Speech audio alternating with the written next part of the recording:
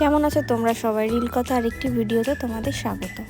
আজকে রবিবার, আজকে করেছিলাম মাটনের পাতলা ঝোল, একটু অন্যরকমভাবে। প্রথমে আলু আর পেঁপেটাকে কেটে নিয়ে আলুটাকে একটু লাল করে ভেজে নিয়েছি। ভেজে নেওয়ার পর কিছু মশলা পেস্ট করে নিয়েছি, পেঁয়াজ, আদা, রসুন, কাঁচা লঙ্কা আর কিছুটা পেঁয়াজ কুচিয়েও নিয়েছি। প্রথমে কড়াতে তেল দিয়ে তার মধ্যে কিছু গোটা গরম মশলা দিয়ে দিয়েছি। দেওয়ার পর তেজপাতা আর শুকনো লঙ্কাও দিয়েছি।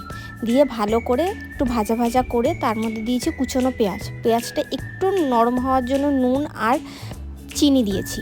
দিয়ে ভালো করে ভেজে নিয়ে তার মধ্যে দিয়ে দিয়েছি মাটনটা দিয়ে একটু ভাজা ভাজা করে নেওয়ার পর পেস্ট মশলা পেঁয়াজ, আদা, রসুন, কাঁচা লঙ্কা, টমেটো দিয়ে ভালো করে মাংসটা কষিয়েছি। তার মধ্যে কিছু গুঁড়ো মশলাও দিয়েছি, জিরের গুঁড়ো, হলুদ গুঁড়ো, লঙ্কার গুঁড়ো দিয়ে ভালো করে অনেকক্ষণ ধরে ঢেকে কষিয়েছি। যখন তেল ছেড়ে এসছে তার মধ্যে দিয়ে দিয়েছি আলু আর পেঁপে দিয়েও ভালো করে কষিয়েছি। এই মাংস কষানোর মাঝে আমি একটু মিট মশলাও দিয়েছিলাম, দিয়েও আবার মাংসটাকে কষিয়েছি। যখন মাংস থেকে তেল ছেড়ে এসছে তখন জল দিয়ে দিয়েছি। জল দিয়ে একটু ফুটেছে, তারপরে প্রেসারে দিয়ে দিয়েছি। যখন প্রেসারে মাংস সিদ্ধ হয়ে গেছে তখন গরম মশলা দিয়ে নামিয়ে নিয়েছি। ব্যাস, আমাদের মাটনের পাতলা ঝোল রেডি।